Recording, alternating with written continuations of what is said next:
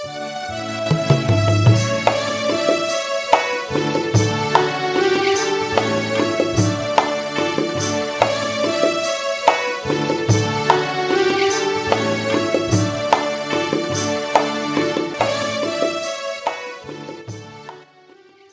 have been thinking about Isaiah 48 and verse 18.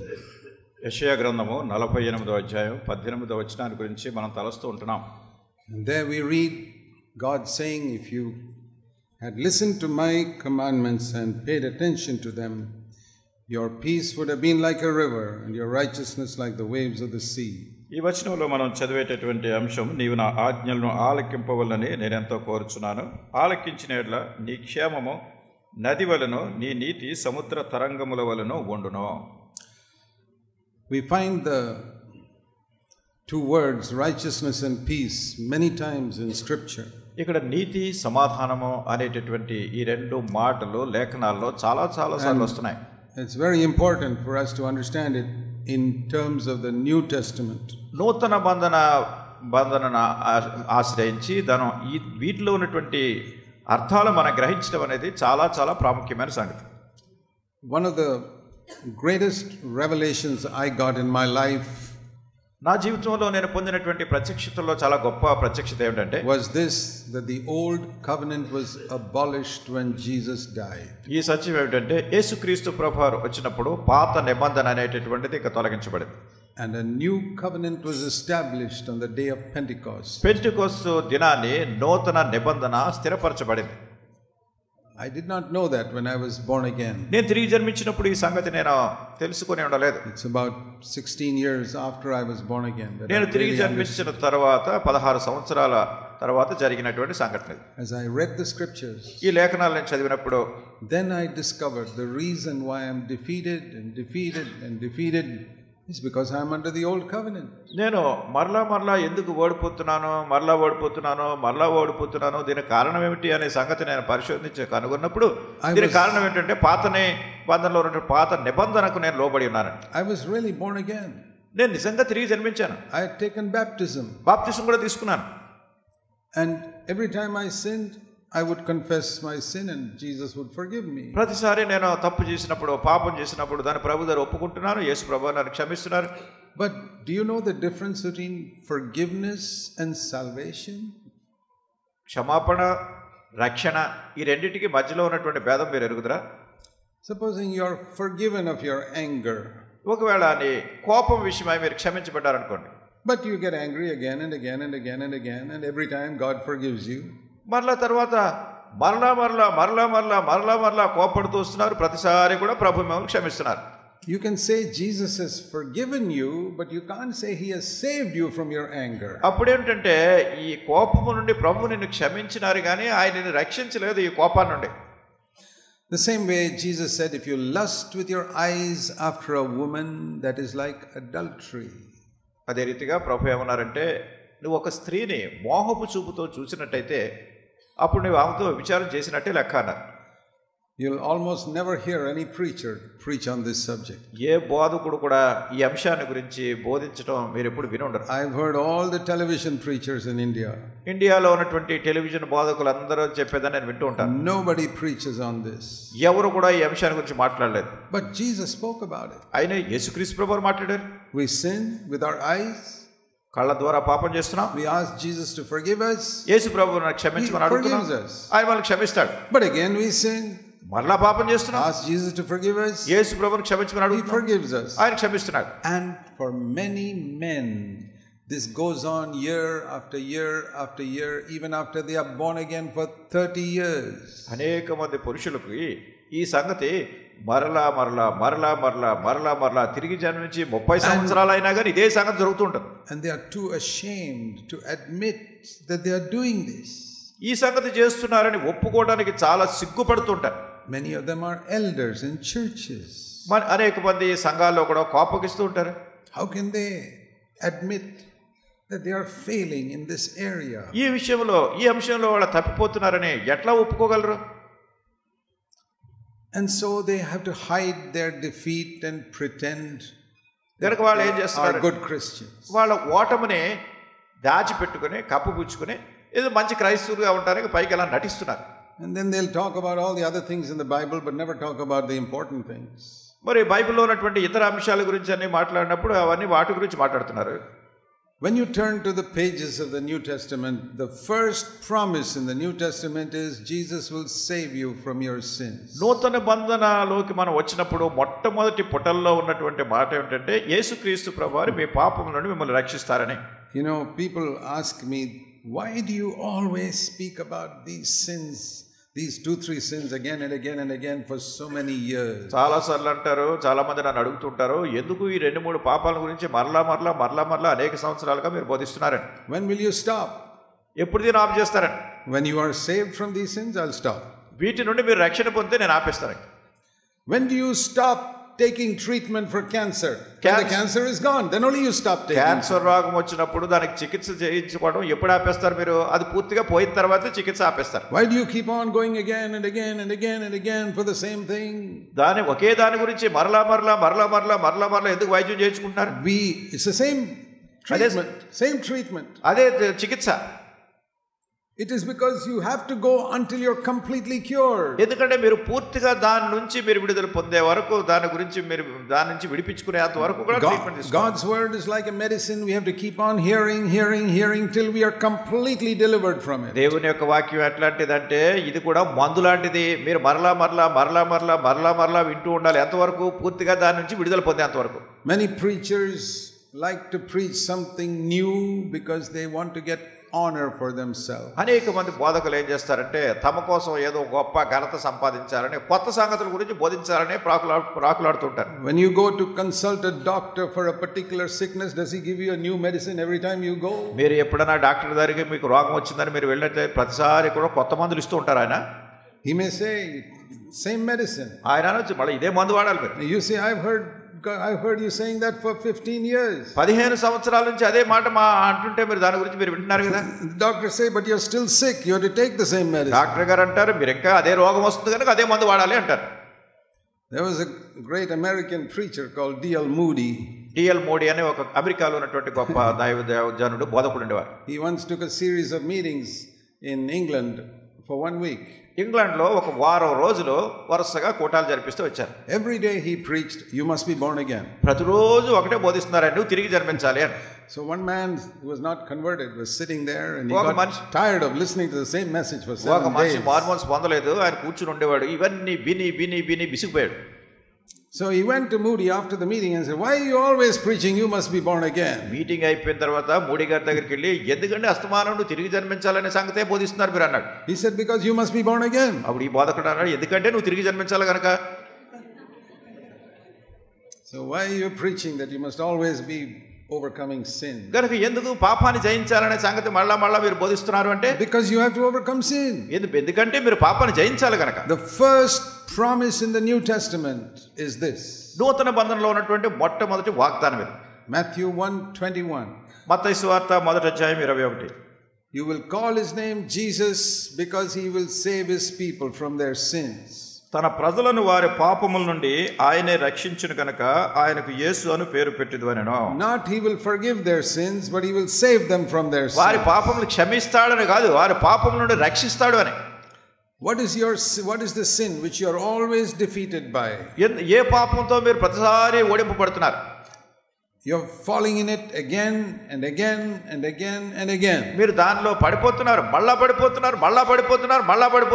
And you are a sincere brother, you confess it and Jesus forgives you. నీవు చాలా యథార్థమైనటువంటి సహోదరుడివే, దాని గురించి నువ్వు ఒప్పుకుంటున్నావు, ప్రభు నిన్ను క్షమిస్తున్నారు. But you can't say this verse that Jesus has saved you from your sin. అయితే మీ పాపం నుండి ప్రభు మిమ్మల్ని రక్షించాడు అని ఈ వచనాన్ని బట్టి మీరు చెప్పలేరు. Supposing you go to a non-Christian, ఒకవేళ క్రైస్తవేతరుడి దగ్గరికి మీరు వెళ్ళారు, I want to preach the gospel to you. మీరు అంటారు నేను నీకు సువార్త చెప్పాలని కోరుతున్నాను. Jesus, the message of Jesus Christ. యేసుక్రీస్తు ప్రభువారి యొక్క వర్తమానం చెప్పాలనుకుంటున్నాను. So he says, yes, I have a great respect for Jesus Christ. What is this gospel? ఆయన అంటాడు యేసుక్రీస్తు ప్రభువారు అంటే నాకు చాలా గొప్ప మర్యాద ఉంది, ఏంటి ఆయన మీరు బోధించే సువార్త అంటాడు. You tell him, aren't we all sinners? ఇప్పుడు మీరు అంటారు మనందరం పాపులం. And that non-Christian says, I'm a sinner, yes. అప్పుడు ఆ క్రైస్తవేతరుడు అంటాడు నేను కూడా పాపినే అంటాడు. But and you tell him Jesus died for your sins, you ask, receive him into your life, he'll forgive you. అయితే యేసు ప్రభు నీ పాపముల కొరకు మరణించాడు, ఆయన నీ హృదయంలోనికి రమ్మని నువ్వు కోరినట్టయితే ఆయన వస్తాడు, నేను క్షమిస్తాడు అని చెప్తా. He says that is a wonderful news, I want it. ఆయన అంటాడు ఎంత గొప్ప వర్తమానం ఇది నాకు కావాలి అంటాడు. But then he tells you, అప్పుడు మీతో అంటాడు ఆయన, I have another problem. నాకు ఇంకో సమస్య ఉంది అంటాడు. I always get angry with my wife. ప్రతిసారి నా భార్య మీద నాకు కోపం వచ్చేస్తుంది అంటాడు. And I'm always lusting with my eyes after women. ఎప్పుడు కూడా నేను కళ్ళతో మోహపు చూపుతో నేను తప్పు చేస్తున్నాను, పాపం చేస్తున్నాను. Can your Jesus help me in these areas? మరి మీ యేసు ప్రభు ఈ విషయాల్లో నాకు సహాయం చేయగలడా? What do you say? ఏమంటారు మీరు? Say no, Jesus has not helped me also in these areas. అప్పుడు మీరు అంటారు యేసు ప్రభు ఈ విషయంలో నాకే సహాయం చేయలేదు ఇంతవరకు. So he's not so strong to help you. These two areas are very tough. కనుక ఈ రెండు ప్రాంతాలు కూడా చాలా చాలా కఠినమైనవి, వీటిలో మీకు సహాయం చేయడం చాలా కష్టం అంటారు. He can forgive your sin. మీ పాపాలు క్షమించగలడు. He says my problem is not just forgiveness. ఈయనంటాడు నా సమస్య ఈ క్షమాపణే కాదు. I want to stop shouting at my wife. కనుక నా భార్య మీద నేను కోపగించి ఆమె మీద కేకలేసేది నేను ఆపేయాలి. I want to stop lusting after women. అట్లనే స్త్రీని మోహపు చూపుతో చూసి విషయం నేను ఆపేయాలి.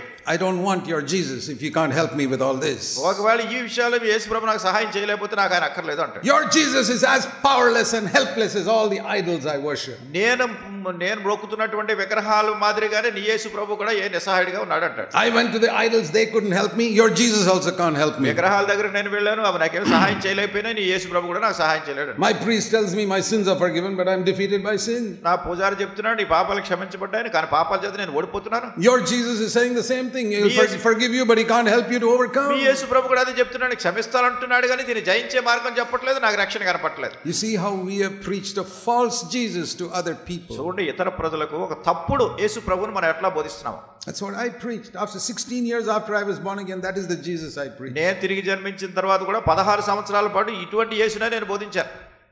Then I realized I was not knowing Jesus as my savior, I was knowing him as my forgiver. అప్పుడు నేను గమనించాను యేసు ప్రభుని నన్ను క్షమించేవానిగా ఎరిగి ఉన్నటువంటి యేసు ప్రభుని నా రక్షకునిగా నేను ఎరిగి ఉన్నాను. See, all of you say Jesus is my savior. మీరు అందరూ అంటారు యేసు ప్రభు నా రక్షకుడని. And I say, has he really saved you from sin? నిజంగా పాపం నుంచి నిన్ను రక్షించాడా?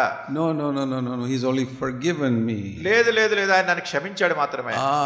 Then say he's not your savior, he's your forgiver. ఆయన నువ్వు క్షమించేవాడు మాత్రమే, మిమ్మల్ని రక్షించేవాడు కాదని.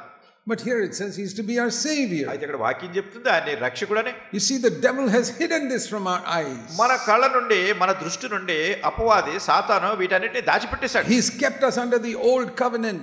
వీటని మన యొక్క పాత నిబంధనలో మనల్ని ఉంచాడు. Like I said earlier today, to obeying God out of fear and to get rewards. ఉదయకాల సమయంలోనే మీకు చెప్పినటువంటి రీతిగా మీరు దేవునికి ఎందుకు భయపడుతున్నారు? ఏదో బహుమానం పొందడానికా? Brothers and sisters, ప్రియ సహోదరులారా, if you have ears to hear, మనం వినే చెవులు కలిగి ఉన్నాం. Say, Lord, I want to enter into the new covenant. చెప్పండి ప్రభువా నేను ఈ నూతన నిబంధనలో ప్రవేశించబోతున్నాను. Please open the eyes of my heart to see this glorious truth. ఈ మహిమాయుక్తమైనటువంటి సత్యాన్ని నేను చూడడానికి నా యొక్క హృదయపు నేత్రాలు నువ్వు తెరువు. Why did God give the law? ఎందుకు దేవుడు ధర్మశాస్త్రాన్ని ఇచ్చాడు? See Romans chapter 3 and verse 20. రోమీయులకు రాసిన పత్రిక 3వ అధ్యాయం 20వ వచనం. Romans 3:20. Roma 3:20. The last part. చివరి భాగం. Through the law comes the knowledge of sin. ఈ ధర్మశాస్త్రం ద్వారా పాపమును గూర్చినటువంటి జ్ఞానం కలుగుతుంది. How do you get the knowledge of sin? అసలు పాపం అంటే ఏమిటో మీకు ఎలా తెలుస్తుంది? Through the law. ఈ ధర్మశాస్త్రం ద్వారా. That is one of the main purposes of the law. ఈ ధర్మశాస్త్రం ఇవ్వడానికి ఉన్నటువంటి ప్రాముఖ్యమైన ఉద్దేశాలు ఇది ఒకటి. See, James uses an example. యాకోబు దీనికి ఒక ఉదాహరణ ఉపయోగిస్తున్నాడు. In James chapter 1.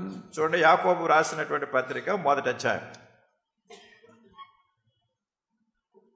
It says here that one who hears the word, verse James 1:23, యాకోబు రాసిన పత్రిక 1వ అధ్యాయం 23వ వచనం, speaks about those who hear the word but can't do it. ఎవరైతే వాక్యాన్ని వింటున్నారు కానీ దాని ప్రకారం చేయట్లేదు వాళ్ళ గురించి రాశారు. That is how, we were saying we hear the word that we must overcome the sin, but we can't overcome. అదే మనం జయించేవారుగా ఉండాలని వాక్యం చదువుతాం కానీ మనం జయించే వాళ్ళంగా లేము. That is how people were in the Old Testament. పాత నిబంధనలో ఉన్నటువంటి ప్రజలు అట్లా ఉండేవారు. Because they were under law.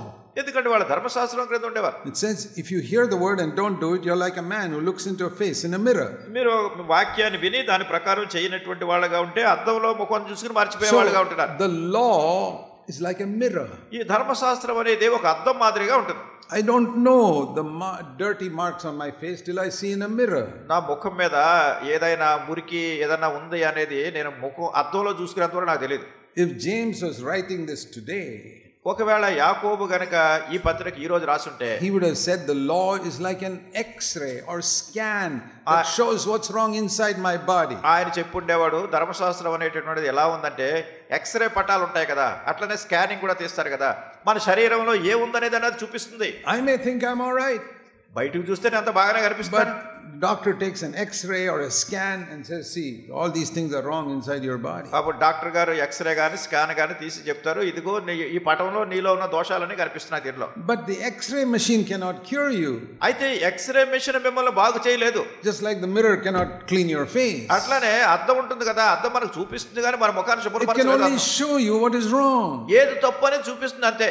The X-ray machine or scan machine will show you what is wrong. అట్లానే ఎక్స్రే మెషిన్ గాని స్కానింగ్ చేసే మెషిన్ గాని ఇది ఏదో తప్పుందో చూపిస్తుంది. The law could show you what is wrong. అట్లానే ధర్మశాస్త్రం ఏం చేస్తుందంటే ఏది తప్పో నీలో చూపిస్తుంది. So Jesus has to do two things. యేసుక్రీస్తు ప్రభువు రెండు సంగతులు చేయాలి. First, he has to clean up my sinful life. మొట్టమొదటిగా నా పాప జీవితాన్ని శుద్ధి చేయాలి. That is the past. అది That is the past life. గతంలో జరిగినటువంటి జీవితాన్ని గురించి. Then for the future, భవిష్యత్తుని గురించి he has to give me grace to overcome this, that I don't keep on doing it again and again. నేను దేన్నైతే మరలా నేను తిరిగి చేస్తున్నానో దాని నుండి దేవుని కృపను గ్రహించి దాన్ని జయించేటట్టు చేయాలి. There are two things God gives us. దేవుడు మనకి రెండు సంగతులు ఇస్తున్నాడు. Hebrews chapter 4, హెబ్రీయులకు రాసిన పత్రిక 4వ అధ్యాయం verse 16. 16వ వచనం. We come to the throne of grace. దేవుని కృపా సింహాసనం దగ్గరికి మనం వస్తున్నాం. And when we come there, we get two things. అక్కడ మనం వచ్చినప్పుడు రెండు సంగతులు మనం Mercy and grace. దేవుని కనికరము, దేవుని కృప.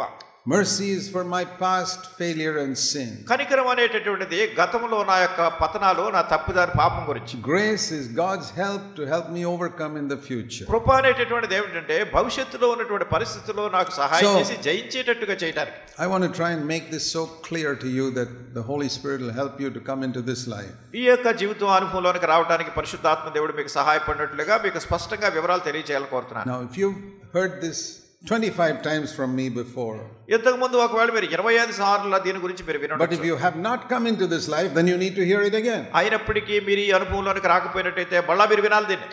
The Christian life has got a past and a future. క్రైస్తవ జీవితానికి గత చరిత్ర ఉంది, అట్లానే భవిష్యత్తులో వెళ్ళవలసిన సంగతి. Past forgiveness. గతించిన దానికి క్షమాపణ. In the future, victory. భవిష్యత్తులో విజయం కావాలి.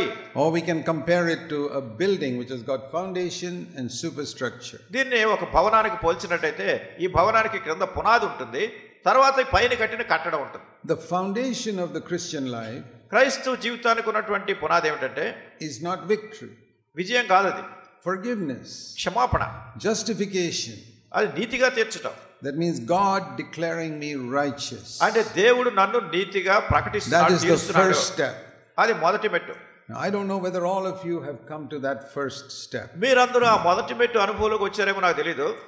You may be going to a church that preaches about being born again, ఒకవేళ మీరు చర్చికి వెళ్తూ ఉండొచ్చు, తిరిగి జన్మించడానికి గురించి but బోధిస్తూ you may ఉండొచ్చు. not have understood it properly. అయితే దీని సరైన విధానంలో మీరు గ్రహించకపోయి ఉండొచ్చు. When you know the truth will make you free. ఈ సత్యాన్ని మీరు ఎరిగినప్పుడు సత్యమే మిమ్మల్ని స్వతంత్రులుగా So I చేస్తుంది. want to start with the foundation and then we will talk about the superstructure. కనుక మీకు ఇప్పుడు పునాదుల గురించి నేను మాట్లాడి తర్వాత ఈ పైన ఉన్న కట్టడాన్ని గురించి చెప్పాలని కోరుతున్నాను.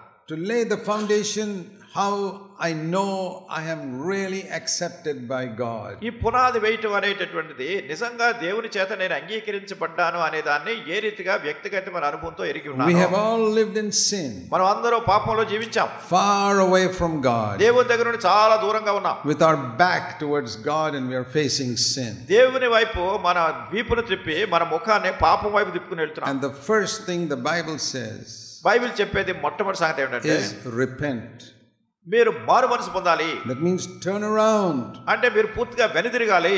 You know, John the Baptist was preparing the way for Jesus Christ and he always preached repentance. బాప్తిసం ఇచ్చి యోహాను యేసుక్రీస్తు ప్రభువారి కొరకు మార్గం సిద్ధపరచడానికి ముందుగా వచ్చాడు. ఎల్లప్పుడూ మారు మనసు గురించి బోధించాడు. You cannot get forgiveness if you have not turned around from your sinful life. మీ పాప జీవితం నుండి పూర్తిగా మీరు వెనుదిరగకపోయినట్టయితే మీకు క్షమాపణ లేదు. There are two things that you need to get forgiveness. మీరు పాప క్షమాపణ పొందడానికి రెండు సంగతులు చేయాలి. Repentance and faith. మారు మనసు పొందడం, దేవుని యందు విశ్వాసం. See what Paul said in Acts chapter 20. అపోస్తలుల కార్యములు 20వ అధ్యాయంలో పౌలు ఏం చెప్పాడు చూడండి. Everywhere I go, to the Jews and the Greeks, Acts 20 verse 21.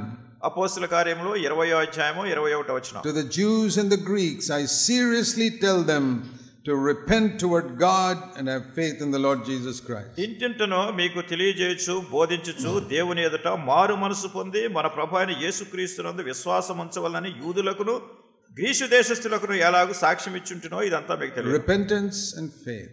మారు మనసు పొందడం, దేవుని యందు విశ్వాసం. If you have only faith, you can't get forgiveness. మీకు ఓన్లీ విశ్వాసం మాత్రమే ఉన్నట్టయితే కేవలము మీకు if you only have repentance, you can't get forgiveness. లేనట్టయితే మీరు పశ్చాత్తాపం మాత్రమే కలిగి విశ్వాసం లేకుంటే కూడా మీకు క్షమాపణ. You can't be accepted by God unless you have both. ఈ రెండు మీరు కలిగి ఉంటేనే గాని దేవుని చేత అంగీకరించబడరు. It's like the two wires in electricity flows. చూడండి, ఎలక్ట్రిసిటీ అది సరఫరా కావాలి అంటే రెండు వైర్లు ఉంటాయి. Anywhere you look at an electric wire, there'll always be at least two wires. ఈ ఎలక్ట్రిక్ వైర్లు మీరు ఎక్కడైనా చూసినట్టే కనీసం రెండు వైర్లు ఉంటాయి దానిలో. And only when those two wires touch, the light comes on. ఆ రెండు తీగలో రెండు వైర్లు వాటిని రెండు కలిపినప్పుడే current. All these switches, the switches are only switches that make the two wires touch. మరి స్విచ్లు ఉంటాయి కదా, ఆ స్విచ్ ఏం చేస్తుందంటే ఆ రెండింటిని కలుపుతుంది. Any electrician will tell you that.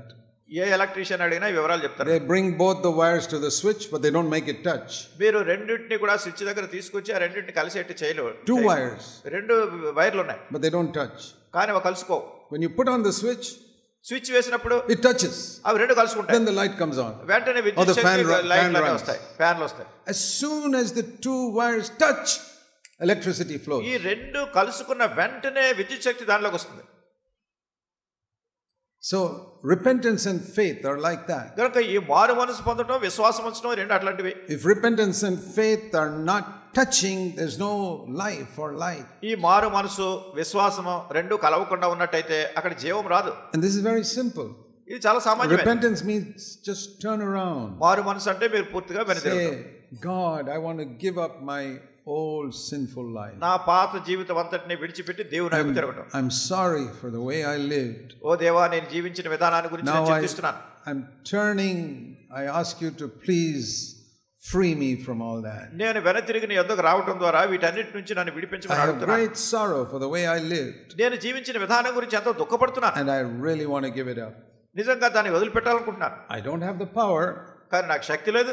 God doesn't say you must have the power. మరి దేవుడు మీరు శక్తి కలిగి ఉండాలని చెప్పట్లేదు. God doesn't say you must give it up and then come to me. ఇవన్నీ మీరు వదిలేసుకుని అప్పుడు రావాలంటే చెప్పట్లేదు. He says, do you want to give it up? ఆయన అంటున్నారు, మీరు నిజంగా దాన్ని వదులుకోవాలంటే, do you want to turn away from that? వాటి నుంచి నువ్వు వెనక్కి తిరిగి రావాలని నువ్వు కోరుతున్నట్టయితే. You remember when Jesus went to the pool of Bethesda, where there was a man who was lying there for 38 years. యేసుక్రీస్తు ప్రభువారు ఆ బెతెస్దా కోనేటి దగ్గరికి వెళ్ళినప్పుడు 38 సంవత్సరాల నుంచి ఒక వ్యక్తి అక్కడ పడి ఉన్నాడు. You read in John 5. యోహాను సువార్త 5వ అధ్యాయంలో చదువుతారు మీరు. There was a man lying there for 38 years, verse 5. 5వ వచనంలో 38 సంవత్సరముల నుండి వ్యాధి గల ఒక మనుషుడు ఉండేది. He was a picture of like the Israelites wandered in the wilderness for 38 years. ఇది ఎలా ఉందంటే ఇశ్రాయేలీలు 38 సంవత్సరాలుగా అరణ్యంలో తిరుగుతూ ఉన్నట్టుగా ఉండేది. You know, the Lord brought them to the borders of the promised land 2 years after they left Egypt. మరి ప్రభు వీళ్ళు ఐగుప్తును విడిచిపెట్టిన 2 సంవత్సరాలకే వాళ్ళని వాగ్దానం చేసినటువంటి దేశం పొలిమేరలో తీసుకొచ్చాడు. And then said, go in and possess the land. అప్పుడు చెప్పాడు, మీరు వెళ్ళి ఆ దేశాన్ని స్వతంత్రించుకోండి అంటే. But they did not go in. అయితే వాళ్ళు దారిలో ప్రవేశించలేదు. And they wandered for another 38 years. తర్వాత ఇంకో 38 సంవత్సరాలు తిరుగుతున్నారు. The first 2 years was okay. God led them that way.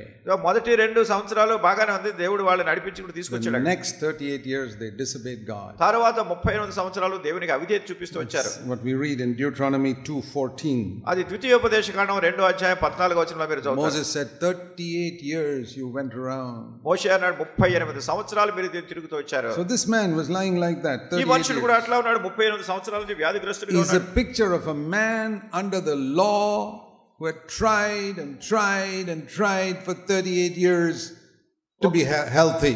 ఒక మనుషుడు ధర్మశాస్త్రం క్రింద ఉండి 38 సంవత్సరాలుగా ప్రయత్నం చేస్తున్నాడు కానీ ఎవరు అతనికి ఏం సహాయపడలేదు. Maybe some of you are like that.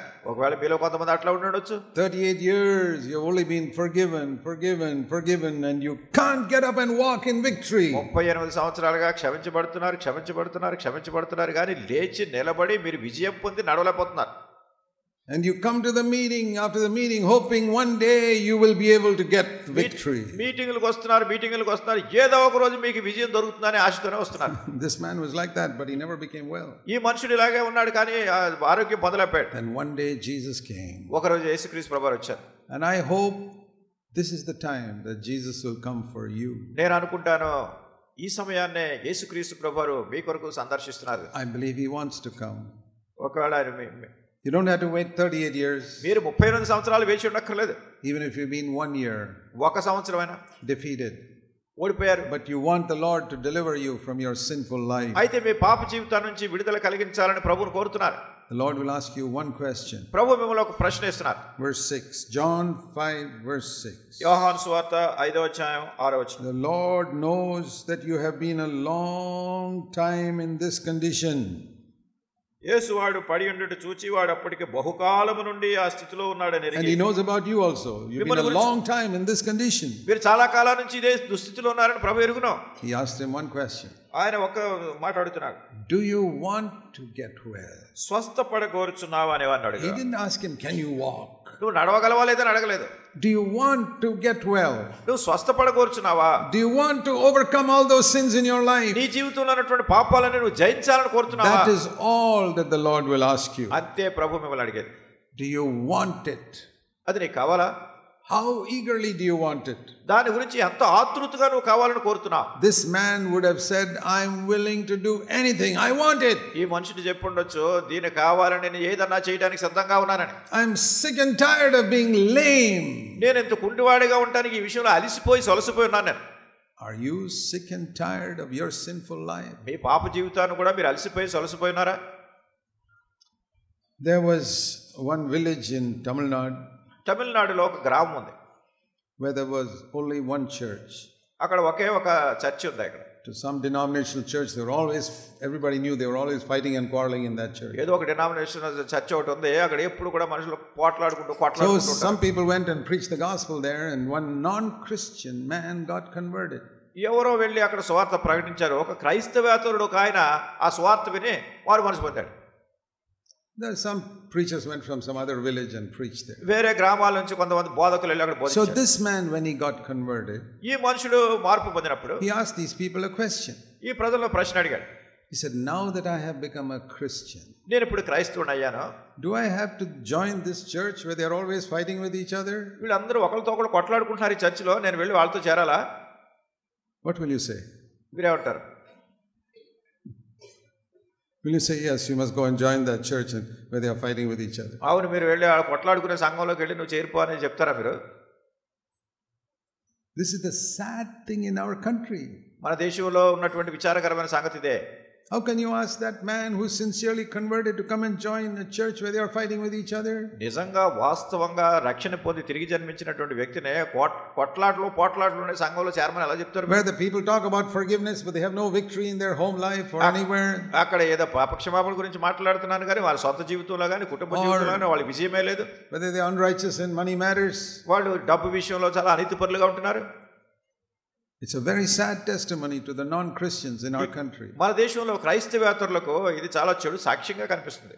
So we need to get well. గనుక ఈ విషయంలో మనం స్వస్థపడాలి. So the Lord asks you, do you want to get well? ప్రభు అంటున్నాడు, నువ్వు స్వస్థపడగొరుతున్నావా? That is repentance. Yes, Lord, I want to get well. అది మారు మనసు అంటే, అవును ప్రభు నాకు ఇది కావాలి, స్వస్థపడగొరుతున్నాను, వెనక్కి తిరగాలి. I want your help. నీ సహాయం నాకు కావాలి. And the second thing is faith. రెండవది విశ్వాసం. Do you believe that for all the sins you ever committed, Jesus died for it all? నువ్వు చేసినటువంటి పాపములన్నిటి కొరకు యేసుక్రీస్తు ప్రభువారు మరణించారని విశ్వసిస్తున్నావా? When he died, his blood was enough to take care of all your sins. ఆయన చనిపోయినప్పుడు నీ పాపములన్నిటి నుండి విడిపించడానికి ఆయన రక్తం సరిపోయినటువంటిది. Some people don't believe it. కొంతమంది ఇది నమ్మరు. You know, they burn candles, they roll on the ground, they do so many things to get forgiveness. వాళ్ళు ఏదో కొన్ని కొవ్వొత్తులు వెలిగిస్తారు, కొంతమంది నేల మీద దొరులుతూ ఉంటారు, ఏదో రకరకాలుగా They go and dip in some river. లేకుంటే కొంతమంది ఏదో నది స్నానం They చేస్తారు. always think, I must do something to get forgiveness. వాళ్ళు అనుకుంటారు, ఈ క్షమాపణ పొందడానికి నేను కూడా ఏదో కొన్ని కార్యాలు చేయాలి అనుకుంటారు. Only in the Christian faith we teach the truth, that you don't have to do anything. క్రైస్తవ విశ్వాసంలో సత్యాన్ని మీకు బోధించేది ఏంటంటే, మీరు ఏ ప్రయత్నాలు చేయక్కర్లేదు. Because when Jesus died, he said it is finished. యేసుక్రీస్తు ప్రభువారు మరణించినప్పుడు సమాప్తమైంది అన్నారు. What was finished? ఏడు సమాప్తమైంది? The punishment for your sin and my sin. నీ పాపముల కొరకు నా పాపముల కొరకు ఆయన పొందిన శిక్ష. Have you ever thought about what Jesus suffered on the cross? యేసుక్రీస్తు ప్రభువారు శిలువ మీద ఏం శ్రమ పొందారో ఎప్పుడన్నా తలంచారా? That is another thing I never understood for nearly 20 years of my Christian life. అది మరి ఒక సంగతి. నా క్రైస్తవ జీవితంలో 20 సంవత్సరాల వరకు దాన్ని ఎప్పుడు After I was born again, నేను తిరిగి జన్మించిన తర్వాత I only knew he died on the cross. నేను తెలుసుకున్నదంతా ఏమిటంటే శిలువ మీద ఆయన మరణించారు అని. But the punishment for my sin is not physical death. అయితే నా కొరకు ఆయన పొందినటువంటి శిక్ష భౌతిక మరణం కాదు. What is the punishment for your sin? నీ పాపముల కొరకైనటువంటి శిక్ష ఏమిటి? If God kills you, have you got the punishment for your sin? మరి దేవుడు నిన్ను చంపేస్తే పాపముల కొరకు శిక్ష అయిపోయిందా? No. లేదు. The punishment for my sin is to go to hell for eternity. నా పాపముల కొరకైనటువంటి శిక్ష ఏమిటంటే నిత్యత్వానికి నరకంలోకి వెళ్ళిపోవాలి. That means to be cut off from God forever. అంటే దేవునితో ఇక నిత్యత్వానికి ఎడబాసిపోవటం. Every Christian knows that. ప్రతి క్రైస్తవుడు ఎరిగినది. That the punishment for sin is to be cut off from God forever. మన పాపముల విషయమై మనం పొందేటటువంటి శిక్ష ఏమిటంటే దేవుని యొద్ద నుండి నిత్యత్వానికి కూడా మనం ఎడబాటు కలిగి ఉంటాం. Not just physical death. ఏదో భౌతికమైన మరణం కాదు. So గనుక if Jesus only died physically, then he has not paid the punishment for my sin. యేసుక్రీస్తు ప్రభువు ఏదో భౌతికంగా మరణించినంత మాత్రాన నా పాపముల గురించినటువంటి శిక్షను ఆయన అంతటిని కూడా తీసివేయలేడు. It has to be more than that. దానికంటే మించి ఇంకా ఉండాలి. He has to suffer being cut off from God. దేవుని దగ్గర నుంచి ఆయన ఎడబాటు చేయబడే శ్రమను పొందాలి. That is what happened when he hung on the cross. అదే ఆయన శిలువలో వేలాడినప్పుడు జరిగిన సంగతి. Those last 3 hours. 3 గంటలుగా when everything was dark. అంత చీకటిగా ఉన్నప్పుడు the sun became dark. సూర్యుడు చీకటి అయిపోయినాడు. The earth began to shake. భూమి అంతా కదిలిపోయి భూకంపాలు వచ్చినాయి. And he cried out, my God, why have you forsaken me? ఆయన అరిచినాడు, నా దేవా నన్ను ఎందుకు చేయబడనాడుతివి? Do you know that at that moment, మీకు తెలిసిన ఆ సమయంలో the Father had cut off Jesus from him. తండ్రి యేసుక్రీస్తు ప్రభువును తన దగ్గర నుంచి వదిలిపెట్టేశాడు, ఎడబాటు అయిపోయింది. I don't think we will ever understand on this earth what that suffering meant. ఆ శ్రమ ఎంత కష్టమైందో ఈ భూమి మీద మనం గ్రహించగలుగుతామని నేను అనుకోను. The Bible says God the Father is the head of Christ. Bible చెప్తుంది తండ్రి అయినటువంటి దేవుడు క్రీస్తు ప్రభువారికి శిరస్సు. 1 Corinthians 11. 1 కొరింథీ 11 It was like the head being pulled out from the body. అది ఎలా ఉంటుందంటే శరీరం నుంచి శిరస్సును పైకి తీసేసినట్టు ఉంటుంది. Spiritually. ఆత్మీయంగా. Because he was taking the punishment for my sin. ఎందుకంటే నా పాపమును కూర్చున్నటువంటి శిక్ష ఆయన భరిస్తున్నాడు. And the punishment for my sin is to be cut off from God forever. నా పాపమును గురించినటువంటి శిక్ష ఏమిటంటే దేవునితో ఎప్పటికీ ఎడబాటు కలిగి ఉంటాం. So he had to be cut off from God. గనుక దేవుని దగ్గర నుండి ఆయన విభాగం పడవచ్చు. But because he was God himself, అయితే దేవుడు గనుక he was infinite. ఆయన నిరంతరం ఉండేటటువంటి వాడు, అసంఖ్యాకమైనటువంటి శక్తి గలవాడు. Therefore in 3 hours he could suffer what I would suffer for eternity. కనుక 3 గంటల సేపు నేను నిత్యత్వానికి ఎంత శ్రమ పొందుతానో ఆయన 3 గంటలు అంత శ్రమ పొందాడు. So in 3 hours he experienced eternal separation from God. కనుక ఈ 3 గంటలు కూడా దేవునితో నిత్యమైనటువంటి ఎడబాటును ఆయన అనుభవించాడు. We can say in those 3 hours Jesus experienced hell. కనుక మనం చెప్పగలిగేది ఏమిటంటే ఈ 3 గంటలు యేసుక్రీస్తు ప్రభువారు ఈ మహా గొప్ప వేదన నిరంతరమైనటువంటి ఎడబాటును అనుభవించారు. Now you may have never heard that before. మీరు ఇంతకు ముందు అసలు ఈ సంగతి విని ఉండకపోవచ్చు. If you have heard me, I often speak about it. నేను చాలా తరచుగా దీని గురించి మాట్లాడుతూ ఉంటాను కనుక మీరు ఇప్పుడు విన్నారు. But then I understood how much Jesus loved me. అయితే యేసుక్రీస్తు ప్రభువారు ఎంతగా నన్ను ప్రేమించారో దీన్ని నేను గ్రహించాను. How much he loved me to become a man. ఒక మానవుడిగా నా గురించి కావడానికి గురించి ఎంత నన్ను ప్రేమించారు. And how much he loved me to be cut off from the Father from all eternity. నిత్యత్వానికి తండ్రి యొద్ద నుండి ఎడబాటు పొందడానికి ఎంతగా నన్ను ప్రేమించారో. And he rose up from the dead. ఆయన మృతుల్లోంచి తిరిగి లేచారు. And he is still a man today. ఆయన ఇంకా ఈ దినాన ఒక మానవునిగా ఉన్నారు. Forever he's become a man. నిరంతరము కూడా ఆయన మానవునిగా ఉన్నాడు. I heard a illustration that one man of God used to teach his children about this. దీని గురించి ఒక దైవజనుడు తన పిల్లలకు బోధించినటువంటి ఒక దృష్టాంతాన్ని గురించి నేను విన్నాను. He had a little bowl of water inside which there were small fish. ఆయన ఒక like an aquarium, like an ఒక అక్వేరియం ఉంది అనుకోండి, చిన్న చిన్న చేపలు దానిలో ఉన్నట్టుగా. Small glass bowl of water with little fish inside. చిన్న గాజు తొట్టిలో నీళ్లు ఉన్నాయి, నీళ్ళలో చిన్న చిన్న చేపలు ఉన్నాయి. And sometimes these one fish would attack the other fish. కొన్నిసార్లు ఈ చిన్న చేపలు ఒకదాని ఒకటి ఇలా ఢీ కొట్టున్నాయి. And sometimes the big one would eat up the small one. ఒకసారి కొంచెం పెద్దది ఆ చిన్నదాన్ని తినేయాలని ఇలా వెళ్ళిపోతుంది. So this man asked his son. ఈయన ఏం చేశాడంటే ఆయన కొడుకుని అడిగాడు, Do you love those fish? ఈ చేపలంటే నేను ప్రేమిస్తున్నావా? The son said yes. ఈ పిల్లోడు అన్నాడు, అవునవును నేను ప్రేమిస్తున్నాను. Do you want to help them? నువ్వు వాటికి సహాయం చేయగలవా? He said, how can I help them? ఆయన అన్నాడు, నేను ఎట్లా సహాయం చేయగలను? Are you willing to become a little fish and go inside this? నువ్వు కూడా ఒక చిన్న చేపలాగా మారిపోయి దీని లోపలికి వెళ్ళాలనుకుంటున్నావా? And make all these people attack you. అప్పుడు ఇవన్నీ ఏదైతే వాటిపై దాడి చేస్తున్నాయి వాటన్నిటిని and kill you because you want to show your love for these fish. ఈ దేనైతే చంపేస్తున్నాయో దానికి నీ ప్రేమ చూపించాలని కోరుతున్నావా? He says, no, I don't want to do all that. ఆయన అన్నాడు, నేను చేయలేను. And if you don't, even if you live, are you willing for the rest of your life to be a little fish, never become a man again? ఒకవేళ నువ్వు అలా చేయాలని కోరినా కానీ ఇక నీ జీవితకాలం అంతా కూడా ఈ చిన్న చేపలాగా ఉండిపోతావు అనుకుంటున్నావా, మళ్ళా మానవుడు కాకుండా? That boy said, I don't love the fish so much. ఈ పిల్లడు అన్నాడు, అసలు ఈ చేపలు నేను ఎంతగా ప్రేమించట్లేదు అన్నాడు. But that's a beautiful picture of how Jesus became a man. యేసుక్రీస్తు ప్రభువారు మానవుడిగా కావటం అంటారు ఒక దృష్టాంతాన్ని ఇట్లా చూపించాడు. Are you willing to become a small little fish inside a bowl for the rest of your life? మీరు కూడా చిన్న గాజు తొట్టిలో ఒక చేపను రక్షించడం కోసం చిన్న చేపగా మీ జీవితకాలం అంతా మారిపోయి ఉండాలంటే ఇష్టపడతారా? We talk so lightly that God became man. దేవుడు మానవుడు అయ్యాడనే సంగతి మనం చాలా సులువుగానే చెప్పేస్తూ ఉంటాం. Because he loved us. ఎందుకంటే ఆయన మనల్ని ప్రేమించాడు. We haven't understood what a tremendous humbling it was for him.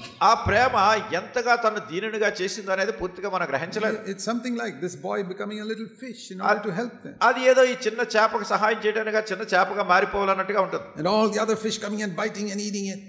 మిగతా ఇతర చేపలన్నీ వచ్చి దానికి అరుస్తుంటే. That is what Jesus suffered when he came to this earth. అదే యేసుక్రీస్తు ప్రభువారు మరణనిమిత్తమై పొందినటువంటి శ్రమ. And then to remain a fish for the rest of his life. తన జీవితకాలం అంతా కూడా మిగిలిన జీవితం ఆ చేప మాదిరిగానే ఉండిపోవడం ఉన్నాడు. Jesus, the Bible says Jesus is a man even today in heaven. He's a man forever. Bible చెప్తుంది యేసుక్రీస్తు ప్రభువారు మానవుడిగా నిత్యత్వానికి ఇప్పుడు కూడా ఆయన మానవుడిగా ఉన్నాడు. It's like God asking his son, are you willing to be a man for the rest of eternity? కనుక దేవుడు తన కుమారుని అడుగుతున్నాడు, నీ మిగిలిన జీవితకాలం నిత్యత్వానికి కూడా మానవుడిగా ఉండిపోతావా? Are you willing to go down to the earth and to be beaten and killed because you love these people? ఈ యొక్క ప్రజలను నువ్వు ప్రేమిస్తున్నావు కనుక భూలోకంలోకి వెళ్ళి వాళ్ళ గురించి నువ్వు చంపబడటానికి ఇష్టపడుతున్నావా? And Jesus said, I'll go. యేసు ప్రభువారు అన్నారు, నేను వెళ్తాను. That is how he came. ఆ రీతిగా ఆయన వచ్చాడు. We sing so lightly in our songs about the love of Jesus. యేసుక్రీస్తు ప్రభువారి యొక్క ప్రేమను గురించి మన యొక్క పాటల్లో మనం చాలా సులువుగా పాడిస్తుంటాం. Yeah, the physical death itself makes us cry. ఈ భౌతిక మరణమే మనల్ని ఏడ్చేటట్టుగా చేస్తుంది. But when you understand the spiritual suffering he went through. ఆయన పొందినటువంటి ఆత్మీయమైనటువంటి శ్రమలను గురించి మీరు ఆలోచిస్తే, he suffered hell so that I might never go to hell. నేను నరకానికి వెళ్ళకుండానట్లు ఆయన నరక వేదన అంతా భరించాడు. Then I see the cross in a different light. అప్పుడు నేను ఈ సిలువను ఇంక వేరే విధానంలో దాన్ని చూస్తూ ఉంటాను.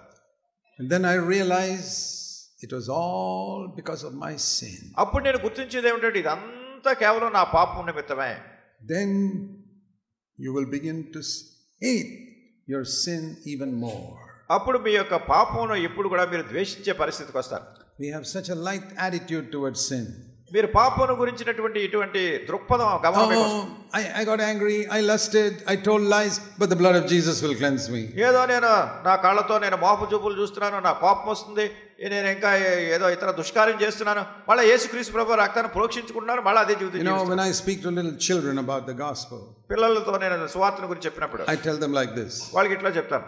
Supposing all the people in the world were good and holy, ఈ లోకంలో ఉన్నటువంటి ప్రజలందరూ కూడా మంచివాళ్ళుగా పవిత్రులుగా ఉంటారు, never sinned, ఎప్పుడూ అసలు పాపం చేయలేదు. all the crores of people, కోట్లాది మంది ప్రజలు. and I say, you little boy, you're the only one who sinned. ఒకవేళ నువ్వు చిన్న పిల్లవాడు నువ్వు ఒక్కడవే పాపం చేసిన వాడిగా ఉంటావు, and you committed only one sin. You told one lie to your parents. నీ తల్లిదండ్రులకు ఒక్క అబద్ధమే చెప్పావు, ఒక్క పాపమే చేశావు. All the other people in the world are pure. ఈ లోకంలో ఉన్నటువంటి ఇతర ప్రజలందరూ పవిత్రంగా ఉన్నారు. You are the only sinner in the whole world. మొత్తం ప్రపంచంలో నువ్వు ఒక్కడవే పాపివి. And you committed only one sin. అదే కాకుండా నువ్వు ఒక్క పాపమే చేశావు. Even for that, Jesus would have to die. ఆ ఒక్క పాపం కొరకే యేసుక్రీస్తు ప్రభువు మరణించవలసి వచ్చింది. I say Jesus loved you so much that he would have come from heaven just for one person who committed one sin and die for him. యేసుక్రీస్తు ప్రభువారు ఆ ఒక్క వ్యక్తి గురించే ఈ లోకానికి వచ్చి ఆ వ్యక్తిని ప్రేమించి అతడు చేసినటువంటి ఒక్క పాపమును పరిహరించడానికి ఆయన కల్వరి శిలువలో మరణించారు. Have you seen it like that? అట్లా మీరు ఎప్పుడైనా చూసారా? That if you had committed only one sin and you're the only sinner in the whole world, ప్రపంచమంతట్లో మీరు ఒక్కరే పాపిగా ఉండి ఒక్క పాపమే చేసి ఉంటే, that Jesus would still come and be cut off from the Father and face eternal hell just because one person committed one sin. ఒక్క వ్యక్తి ఒక్క పాపమే చేసిన దాని దగ్గర నుండి అందువలన యేసుక్రీస్తు ప్రభువారు తండ్రి యొద్ద నుండి పూర్తిగా విభాగింపబడి ఎడబాటు పొంది నిత్యత్వానికి శ్రమ పొందారు. That is how I see it. ఆ రీతిగా దాన్ని చూస్తున్నాను. And that makes me hate every sin in my life. తద్వారా నా యొక్క జీవితంలో ప్రతి పాపాన్ని ద్వేషించేటట్టుగా చేస్తున్నది. God cannot save you from sin if you don't hate it. ఆ పాపమును గురించి నేను ద్వేషించకపోతే దాని నుంచి నేను రక్షణ పొందలేను. He can save you only if you really hate that. మీరు నిజంగా దాన్ని ద్వేషించగలిగిన కూడా దాని నుంచి రక్షణ పొందుతారు. The thing that has made me hate my sin is to see how Jesus suffered spiritually for my sin. నా పాపము నిమిత్తమై యేసు ఆత్మీయంగా ఎంత వేదన పొందారో అది నేను గ్రహించినప్పుడే పాపాన్ని నేను ద్వేషించేట్టుగా అది నన్ను చేస్తుంది. So I'm telling you how Jesus can save you from your sin. కానీ యేసుక్రీస్తు ప్రభువారు మీ పాపం నుండి ఎట్లా రక్షించగలరో చెప్తున్నారు. People in the Old Testament never understood this. పాత నిబంధనలో ఈ సంగతి ఎప్పుడు వాళ్ళు గ్రహించలేదు. They would just kill a lamb and say, okay, my sin is gone. ప్రతిసారి ఒక గొర్రె పిల్లను వధించేవారు, సరైన పాపానికి ప్రాయశ్చిత్తం జరిగింది. అది ఒక పటం. Now we understand. ఇప్పుడు మనం గ్రహిస్తున్నాం what it meant for Jesus to die. యేసుక్రీస్తు ప్రభువారు మరణించడం అంటే ఏం జరిగిందో అనేది. And that is what produced in my heart a great love for Jesus. అదే నా హృదయంలో యేసుక్రీస్తు ప్రభువారి గురించిన గొప్ప ప్రేమను ఉత్పన్నపజేసింది. I said, Lord, you suffered so much just because of my sin. ఓ ప్రభువా, నా పాపమును గురించి నువ్వు ఎంత వేదన పొందావా? I never want to sin again. నేను మళ్ళా తిరిగి పాపం చేయాలని కోరట్లేదు. I want you to help me. నీవు నాకు సహాయం చేయాలని కోరుతున్నా. I will never displease you in the smallest thing. చిన్న విషయంలో కూడా ఎప్పుడు కూడా నేను నీకు అసంతోషం కలుగజేయను. Have you said that to the Lord? ప్రభువుకి ఎప్పుడైనా ఇట్లా చెప్పారా? You children, పిల్లలైనటువంటి young people. యవనస్తులు. I said it to the Lord when I was 19 years old. 19 సంవత్సరాల ప్రాయంలో ఉన్నప్పుడు నేను ఆ సంగతి చెప్పాను. I did not live a perfect life after that. దాని తర్వాత ఏదో పరిపూర్ణమైన జీవితం జీవించాను. Because I never heard the new covenant. ఎందుకంటే నూతన నిబంధన గురించి నేను వినలేదు. But I wanted victory. I wanted victory. నాకు విజయం కావాలి అనుకుంటూ ఉన్నాను. And gradually God brought me to it. క్రమేపీ ప్రభువు ఆ విజయంలో నాకు తీసుకొచ్చాడు. The foundation is that I repent and I believe Jesus died for me. కనుక ఇక్కడ పునాది ఏమిటంటే నేను మారు మనసు పొంది యేసుక్రీస్తు ప్రభువు నా కొరకు మరణించారనే సత్యాన్ని నేను విశ్వసించాను. I want to show you Romans 5 and verse 1. రోమీయులకు రాసిన పత్రిక 5వ అధ్యాయం మొదటి వచనం చూపించు. Not only we are forgiven.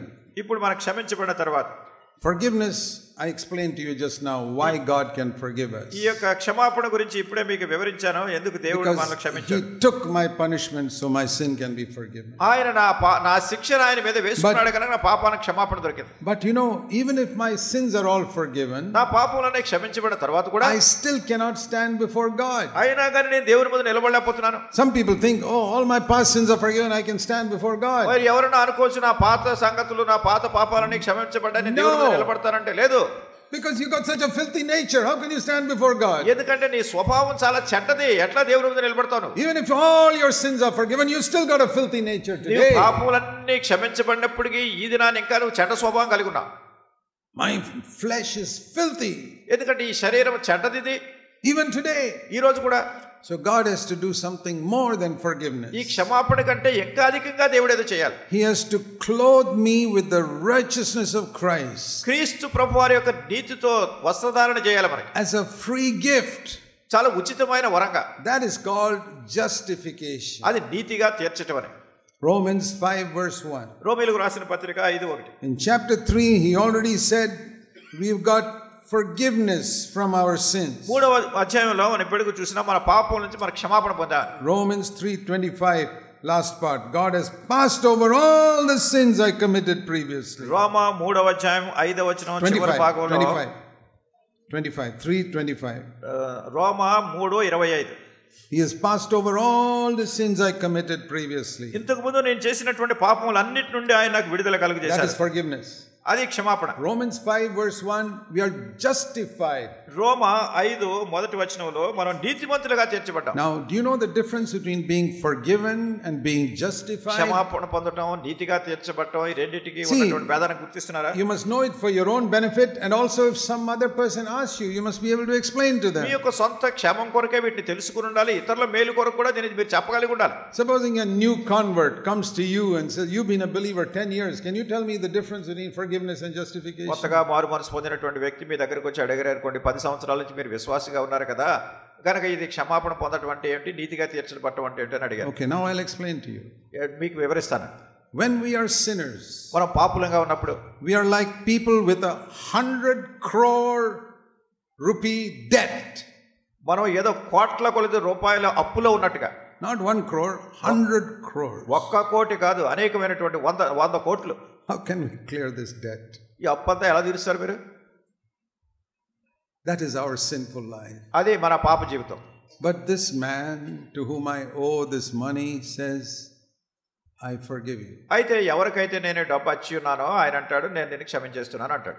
100 crores forgiven like that in a moment. 100 కోట్ల రూపాయలు ఒక్క క్షణంలో మొత్తం క్షమాపణ అయిపోయింది. Now my debt is 0. ఇప్పుడు నాకున్న అప్పంతా 0. That is forgiveness. అది క్షమాపణ. If somebody does that for me, I will be so thankful. ఎవరన్నా నాకు ఇట్లా చేసినట్టయితే నేను ఎంతో కృతజ్ఞుడిగా ఉంటాను. That is forgiveness of sins. Don't forget that. అది పాప క్షమాపణ అంటే అదే It మర్చిపోదు. is like 100 crore debt being forgiven in a moment. 100 కోట్ల రూపాయల అప్పు ఒక క్షణంలో తీర్చివేయబడింది. That is forgiveness. అది క్షమాపణ. Now I'll tell you what justification is. నీతి అంటే నీతిగా తీర్చబడటం అంటే This man who has forgiven me 100 crores, ఈ యొక్క 100 కోట్ల రూపాయలు క్షమించిన వ్యక్తి he says, I love you so much. ఆయన అంటాడు, నేను ఎంతో ప్రేమిస్తున్నాను. I want to give you a gift of another 100 crores to put into your bank account. నీకు ఇంకో 100 కోట్ల రూపాయలు నేను నీకు వరంగా ఇస్తున్నాను, బహుమానంగా ఇస్తున్నాను, దాన్ని పట్టుకెళ్ళి నువ్వు బ్యాంకులో వేసుకోవచ్చు అంటాడు. Wow! I now got 100 crores in my bank account. అబ్బా ఏంటిది 100 కోట్ల రూపాయలు ఇప్పుడు నా బ్యాంక్ అకౌంట్ లోకి వస్తుంది. Yesterday I was 100 crore in debt, now I am such a rich man. నిన్నటి రోజేమో 100 కోట్ల రూపాయలు అప్పులో ఉన్నాను, ఇప్పుడు ఏంటంటే 100 కోట్ల రూపాయలు నా అకౌంట్ లోకి వచ్చింది, ధనికుడిగా ఉన్నా. If he had just forgiven me, that itself would have been a wonderful అసలు thing. నన్ను క్షమించాడు అంటే అదే అసలు 100 కోట్ల రూపాయలు విలువగా But ఉంటుంది. now he has put so much into my account. ఇప్పుడు నా అకౌంట్ లో ఎంత డబ్బు వేశాడంటే, that is the meaning of God putting the righteousness of Christ into my account. అదే క్రీస్తు ప్రభువారి యొక్క నీతిని నా అకౌంట్ లో దేవుడు వేసినట్టు. That is called justification. అది నీతిగా తీర్చబడటం. Being clothed with the righteousness of Christ. క్రీస్తు ప్రభువారి యొక్క నీతి వస్త్రంతో మనల్ని కప్పడం. So when I stand before God, కనుక నేను దేవుని ముందు నిలబడ్డప్పుడు he looks at me as if I have never sinned in my whole life. అసలు నా జీవితంలో నేను ఎప్పుడు కూడా పాపం చేయలేదు అన్నట్టుగా దేవుడు నన్ను చూస్తాడు. Do you believe that you are clothed with the righteousness of Christ? క్రీస్తు ప్రభువారి యొక్క నీతితో మీరు కప్పబడినట్టుగా మీరు నమ్ముతున్నారా? I'm not talking about the superstructure yet. I'm still talking about the foundation of the నేను house. ఇంకా పునాది గురించే మాట్లాడుతున్నాను, పై కట్టడానికి గురించి మాట్లాడట్లేదు. Forgiveness and justification is just the foundation of the house. క్షమాపణ అనేటటువంటిది, నీతిగా తీర్చడం అనేటటువంటిది కేవలం ఇది కింద ఉన్నటువంటి. In traveling to many places, I've discovered that many so-called believers are not sure on this foundation. నేను చాలా దేశాలకు నేను ప్రయాణం చేస్తున్నాను, అనేక మంది విశ్వాసులు And ఈ పునాదిని గురించినటువంటి గ్రహింపే పూర్తిగా లేకుండా ఉంటున్నారు. When the foundation is not firm, the life begins to shake. చూడండి, పునాది గనుక స్థిరంగా లేకపోయినట్టయితే దానిపైన ఉన్న కట్టడం So wherever I go now, I am trying to get people to have a strong foundation. నేను ఎక్కడికి వెళ్ళినా గానీ ఈ పునాది స్థిరంగా ఉందా లేదా అని ముందు చూస్తున్నాను నేను. Not only forgiveness but justification. ఇక్కడ క్షమాపణ మాత్రమే కాదు, నీతిగా తీర్చబడటం. Repentance and faith మారు మనసు పొందడం, దేవుని యందు విశ్వాసం ఉంచడం, brings forgiveness and justification. అంటే క్షమాపణ పొందడం, నీతిగా తీర్చబడటం. How do you know whether you are sure that you are justified? మీరు నీతిగా తీర్చబడ్డారంటే ఖచ్చితంగా It says here in Romans 5:1, రోమీయులకు రాసిన పత్రిక we are justified by faith in Christ. మనం క్రీస్తునందు విశ్వాసం వల్ల నీతిమంతులుగా We తీర్చబడి now have peace with God. మనం దేవునితో సమాధానం కలిగి ఉన్నాం. And we can come into God's presence with boldness. మనం ధైర్యంతో దేవుని సన్నిధిలోకి వస్తున్నాం. Peace with God means what? దేవునితో సమాధానం కలిగి ఉన్నటువంటి ఏమిటి? That God is looking down upon you happily. దేవుడు నిన్ను సంతోషంగా నిన్ను చూసినప్పుడు సంతోషిస్తున్నాడా? Let me ask you. మిమ్మల్ని అడుగుతా. When you look up to God in prayer, ప్రార్థనలో మీరు దేవుని వైపు చూస్తున్నప్పుడు, tell me, how do you think God is looking at you? చెప్పండి, దేవుడు మిమ్మల్ని ఎలా చూస్తున్నాడని మీరు అనుకుంటున్నారు? For many years in my life after I was born again, నేను తిరిగి జన్మించిన తర్వాత చాలా సంవత్సరాల నా జీవితంలో I used to think God was always looking at me with a frown on his face. He was looking at me with a serious face, an angry face. దేవుడు నన్ను ఎప్పుడు చూసినా గానీ చాలా తీవ్రంగా కఠినంగా కోపంతో చూస్తున్నాడు. You are the one who sinned for 19 years and I forgave you, right? నువ్వే కదా 19 సంవత్సరాలు నువ్వు పాపం చేస్తూ వస్తే నేను క్షమించాను కదా. Yeah, I forgave you, but I'll never forget. You are the one who disobeyed me for 19 years. నువ్వు ఎంతగా పాపం చేసావు, ఈ సంగతి నేను క్షమించి నేను మర్చిపోలేను. I knew he had forgiven me. అయితే నీవు క్షమాపణ పొందావు. I knew it. He had forgiven me. ఎరుగుతున్నావు. But I feel that he always looked at me as if he remembers I'm the one who's committed so many sins. నేను ఎన్నో పాపాలు చేసినట్టుగా వాటిని జ్ఞాపకం చేసుకుంటూ నన్ను చూస్తున్నాడు అన్నట్టుగా నేను తలస్తుండేవాడు. So I didn't have peace when I came before God. నేను ఇట్లాంటి తలంపు కలిగి ఉన్నప్పుడు దేవునితో నాకు సమాధానం లేదు. Until one day I read this verse. ఒకరోజు ఈ వచనం చదివాను. Hebrews 8 verse 12. హెబ్రీయులకు రాసిన పత్రిక 8:12. Hebrews 8 verse 12. Hebrew 8:12. It says, the Lord says, I will not remember their sins anymore. వారి పాపములకు ఎన్నడూను జ్ఞాపకం చేసుకొనని ప్రభువు సెలవిచ్చున్నాడు. I was surprised. నేను ఎంతో ఆశ్చర్యపోయాను. God looks at me and he doesn't remember any of my past sins. దేవుడు నన్ను చూస్తున్నాడు, ఇంకా నా పాత పాపాలు అసలు ఏమి జ్ఞాపకం పెట్టుకోవట్లేదు. That means God looks at me as if I've never sinned in my life. అంటే నా జీవితంలో నేను ఎప్పుడు పాపం చేయలేదు అన్నట్టుగా దేవుడు నన్ను చూస్తున్నాడు. Supposing you had never sinned in your life. అసలు నీ జీవితంలో మీరు ఎప్పుడు పాపం చేయలేదు అనుకో. How will God look at you? ఈ దేవుడు మిమ్మల్ని ఎట్లా చూస్తాడు? Happily. సంతోషంగా చూస్తాడు. That is how he looks at you when you're clothed with the righteousness of Christ. ఆ రీతిగా క్రీస్తు యొక్క నీతితో వస్త్రాన్ని మీరు ధరించినప్పుడు దేవుడు మిమ్మల్ని అట్లా చూస్తున్నాడు. You must believe that. మీరు అది నమ్మాలి. That is the foundation. అదే పునాది. God has accepted you. మరి దేవుడు మీ విషయంలో ఇలాగే చేస్తున్నాడు. Don't think he looks at you with a frowning face. ఆయన ఏదో తీవ్రంగా కఠినంగా కోపంతో చూస్తున్నాడు అనుకో. With a happy face. సంతోషకరమైన ముఖంతో. It's very important, otherwise we will not feel free to talk. ఇది చాలా ప్రాముఖ్యమైనది. లేనట్టయితే మనం చాలా స్వచ్ఛమైనటువంటి రీతిగా దేవుని దగ్గరికి వెళ్ళలేం. God wants us to talk to him freely. దేవుడు చాలా మనతో స్వేచ్ఛగా ధారాళంగా మాట్లాడాలని కోరుతున్నాడు. Every day. ప్రతిరోజు. You must have this assurance, God is not angry with me. ఈ నిశ్చయత మీరు కలిగి ఉండాలి, దేవుడు నా విషయంలో కోపంతో చూడడం లేదని. Some people think that God is always telling them you are not good enough. కొంతమంది అనుకుంటారు దేవుడు ఎప్పుడు చెప్తూ ఉంటాడు నువ్వు మంచోడు కాదు అని. Supposing you keep on telling your child not good enough. మీరు అస్తమానం మీ పిల్లవాడిని చూసి నువ్వు మంచోడు కాదు అంటారు అనుకో. Not good enough. నువ్వు మంచోడు కాదు. He gets 90% in mathematics, you say not good enough. లెక్కల్లో 90 మార్కులు వచ్చినాయి అయినా కానీ నువ్వు సరిగ్గా చేయలేదు అంటున్నావు. He works hard, he gets 95, you say not good enough. చాలా కష్టపడ్డాడు 95 మార్కులు వచ్చినాయి అయినా కానీ నువ్వు సరిగ్గా anything he does not good enough. ఏం చేసినా కానీ నువ్వు మంచోడు కదా అంటావు. Your child will grow up and run away from your home. మీ పిల్లవాడు ఏం చేస్తాడంటే ఇదంతా చూసి మీ ఇంట్లోంచి పారిపోతాడు. We need to encourage our children. ఎందుకంటే పిల్లలు ప్రోత్సహించాలి. Okay, it's not perfect but it's very good. సరే నీకు అంత పరిపూర్ణంగా లేదు అయినా కానీ నువ్వు బాగానే చేసావనా. God knows we are not perfect. దేవుడికి తెలుసు మనం అంత పరిపూర్ణం కాదని. But the fact that we turn from sin, he says you're forgiven. అయితే మన పాపం నుంచి మనం వెనుదిరుగాము అనేటటువంటి సత్యాన్ని ఆయన క్షమించానంటున్నాడు. I will not remember your past sin. అసలు నీ పాత పాపాలను నేను జ్ఞాపకం చేసుకోనంటున్నాడు. Tell me, my brothers and sisters. ప్రియ సహోదరులారా సహోదరులారా ఈ సంగతి చెప్పండి నాకు. God knows every sin you committed in your past life. మీ గత జీవితంలో మీరు చేసినటువంటి ప్రతి పాపము దేవునికి తెలుసును. All of them. అవన్నీ తెలుసు. But he hasn't told anybody about it. అయితే దాని గురించి ఆయన ఎవరికి చెప్పలేదు. Supposing God on a screen here began to display all the sins you committed in your life. ఒకవేళ మీరు చేసినటువంటి పాపాలను ఒక స్క్రీన్ మీద అన్ని వరుసగా వస్తున్నాయని కూడా చూపిస్తున్నాడు అనుకో. You won't feel like sitting here, you'll feel like running away. మీరు అసలు ఇంకా ఇక్కడ కూర్చోరు, ఇక్కడ నుంచి పారిపోతారు మీరు. But he doesn't do it. అయితే ఆయన చేయడం లేదు. He's covered your past sins.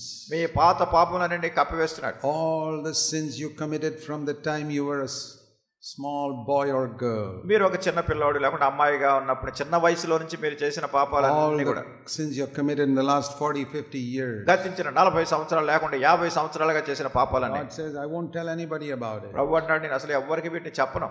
I look at you as if you have not sinned. అసలు మీరు అసలు ఏ పాపం చేయలేనట్టుగా నేను మిమ్మల్ని చూస్తున్నాను. And if God treats you like that, దేవుడు మిమ్మల్ని ఎట్లా చూస్తుంటే you also must treat other people like that. మీరు కూడా ఇతరులను అట్లా చూడాలి. If you know about the sins of other people, don't tell other people about it. ఇతరులు చేసినటువంటి తప్పులు గాని పాపాలు గాని తెలిసినట్టయితే మీరు వాటి గురించి మళ్ళీ ఇతరులతో చెప్పకండి. God doesn't tell other people about your sins. మీ పాపాల గురించి దేవుడు వేరే వాళ్ళతో చెప్పట్లేదు. Why should you go and tell other people about somebody else's sin? ఎవరో చేసినటువంటి పాపాల గురించి మీరు మళ్ళీ వెళ్ళి ఇతరులు అందరితో ఎందుకు చెప్తున్నారు? Learn to treat other people the way God has treated you. దేవుడు మిమ్మల్ని ఏ రీతిగా చూస్తున్నాడో ఆ రీతిగా మీరు కూడా ఇతరులను చూసేట్టు చూసుకోండి. God has been good to you. Be good to other people. దేవుడు మీకు ఎంతో మంచివాడిగా ఉన్నాడు, మీరు కూడా ఇతరులకు మంచివాడిగా ఉండాలి. If you know something evil about other people, forget it. Don't tell anybody. ఇతరుల గురించినటువంటి చెడుగు మీకు తెలుసుంటే దాన్ని మర్చిపోండి, వేరే వాళ్ళకి చెప్పకండి. But Christians have got such a bad habit. క్రైస్తవులకి ఎంత చెడు అలవాటు. They hear something bad about someone and they go tell everybody about it. మరి ఏదో ఎవరి గురించి ఏదో చెడు సమాచారం వింటారు, అది మొత్తం ఊరందరికీ చెప్తా ఉంటారు. Supposing God told everybody about all the sins you committed in the last 35 years. ఒకవేళ గతించిన 35 సంవత్సరాల్లో మీరు చేసినటువంటి తప్పులన్నీ దేవుడు అందరితో చెప్తున్నాడు అనుకోండి. He has forgiven you. ఆయన మిమ్మల్ని క్షమించాడు. He has justified you. ఆయన మిమ్మల్ని నీతిగా తీర్చాడు. He says, I will not remember your past sins. ఆయన అంటున్నాడు, మీ పాత పాపాలు నేను ఏమాత్రం జ్ఞాపకం చేసుకోను. But there's one more condition. ఇంకొక షరతు ఉంది. In Matthew 6:15. మత్తయి సువార్త 6:15. The Lord says, ప్రభువు అంటున్నారు, if you don't forgive your brother his sins, your Father will not forgive you. మీ సహోదరులను మీరు క్షమించకపోయినట్టయితే మీ తండ్రి మిమ్మల్ని క్షమించడని. Or all men, if you don't forgive men their sins, God will not forgive you. మీరు మనుషుల అపరాధములను క్షమించకపోయినట్టయితే ప్రభు మీ అపరాధాలను క్షమించడు. That is a very important condition. ఇది చాలా ప్రాముఖ్యమైనటువంటి షరతు, నియమం. See, whenever I pray for sick people, నేను ఎవరైనా రోగస్తుల గురించి ప్రార్థన చేసేప్పుడు I ask them one question. ఒక ప్రశ్న అడుగుతాను. Have you forgiven everybody? ప్రతి వాళ్ళని మీరు క్షమించారా అని. All the people in your life who harmed you. మీ జీవిత కాలంలో మీకు హాని చేసిన వాళ్ళందరినీ. Your mother-in-law who has troubled you so much. మీ అత్తగారు మిమ్మల్ని ఎంతో కష్టపెట్టింది. Have you forgiven her? మీరు ఆమెను క్షమించారా? If you don't forgive her, God won't forgive you. మీరు ఆమెను క్షమించకపోతే దేవుడు మిమ్మల్ని క్షమించడు. Anybody. ఎవరైనా కానీ. Some boss in your office who troubled you so much. లేకుంటే మీ ఆఫీసులో ఉన్నటువంటి మీ అధికారి, మీ బాసు మిమ్మల్ని చాలా కష్టపెట్టాడు. Some neighbor who troubled you a lot. మీ ఇంటి ప్రక్కన ఉన్నటువంటి వాళ్ళు ఎవరో మిమ్మల్ని చాలా కష్టపెట్టారు. You have to forgive them. అయితే మీరు క్షమించాలి వీళ్ళందరినీ. It's very clear. If you don't forgive, God won't forgive you. ఇదంతా చాలా స్పష్టంగా ఉంది. మీరు ఇతరులను క్షమించకపోతే ప్రభు మిమ్మల్ని క్షమించడని. We must never have a heart where we have not forgiven somebody. మీరు ఎవరినైనా క్షమించకపోయినట్టయితే ప్రభు ఇటువంటి హృదయం కలిగి ఉండలేరు. That is a very important condition. ఇది చాలా ప్రాముఖ్యమైన షరతు. Not only for forgiveness, క్షమించబట్టు మాత్రమే కాదు, but for healing from sickness. రోగాల నుండి స్వస్థత కావాలంటే కూడా ఈ నియమాన్ని నెరవేర్చాలి. The other question I ask is, నేను అడిగే మరి ఒక ప్రశ్న ఏమిటంటే, have you asked forgiveness from those whom you have hurt? నువ్వు ఎవరికైతే హాని కలిగించావో వాళ్ళని నువ్వు క్షమాపణ అడిగావా? If you have hurt somebody, మీరు ఎవరినో బాధ పెట్టారు, your wife, నీ భార్యనో, your husband, భర్తనో, somebody else, ఎవరినో, you must ask their forgiveness. నువ్వు వాళ్ళకి క్షమాపణ అడగాలి. You must go to them or make a phone call or write a letter and say, I'm sorry for what I did. మీరు వాళ్ళ దగ్గరికన్నా వెళ్ళాలి, లేకుంటే ఫోన్లో అన్నా చెప్పాలి, లేకుంటే ఉత్తరమనం రాయాలి, నేను చేసిన దాని గురించి చింతిస్తున్నాను, క్షమించమని అడగాలి. Those are two very important questions I ask people whenever they ask me to pray for sickness. రోగాన్ని గురించి స్వస్థత కావాలని ఎవరైనా ప్రార్థన కోరితే ఈ రెండు ప్రశ్నలు అడుగుతాను. See, many people have done harm to me in my life. చాలా మంది నా జీవితంలో నాకు చాలా హాని కలిగించారు. I can stand before God and say, I have forgiven all of them. నేను దేవుని ముందు నిలబడి చెప్పగలను వారందరిని నేను క్షమించాను. Wherever I've hurt anybody, I've gone and asked forgiveness. నేను ఎవరినైనా నొప్పి కలిగించుంటే హాని కలిగించుకుంటే నేను వెళ్ళి వాళ్ళకి క్షమాపణ అడిగాను. I have asked forgiveness from people who are younger than my younger son. నా చిన్న కుమారుని కంటే చిన్న వాళ్ళని కూడా నేను వెళ్ళి క్షమాపణ అడిగాను. Whenever I hurt somebody ఎవరినైనా నేను బాధ పెడితే or said something rudely, లేకుంటే ఏదో కొంచెం కఠినంగా మాట్లాడితే I go and I ask forgiveness. వెళ్ళి వాళ్ళకి క్షమాపణ అడిగాను. Have you done that? చేశారా మీరు అది? Very important. ఇది చాలా If you ప్రాముఖ్యమైన. haven't done it right now, you say, Lord, I want to forgive everybody. మీరు అలా చేయకపోయినట్టయితే ఇప్పుడే చెప్పండి, ప్రభువా నేను అందరినీ And say, క్షమించాలి. Lord, ప్రభువా I will ask forgiveness at the first opportunity from those I've hurt. నేను ఎవరినైతే గాయపరిచానో బాధ పెట్టానో నేను వెంటనే వాళ్ళకి క్షమాపణ అడుగుతాను. Now we are going to go to prayer. మరి ఇప్పుడు ప్రార్థనలోకి వెళ్తున్నాం.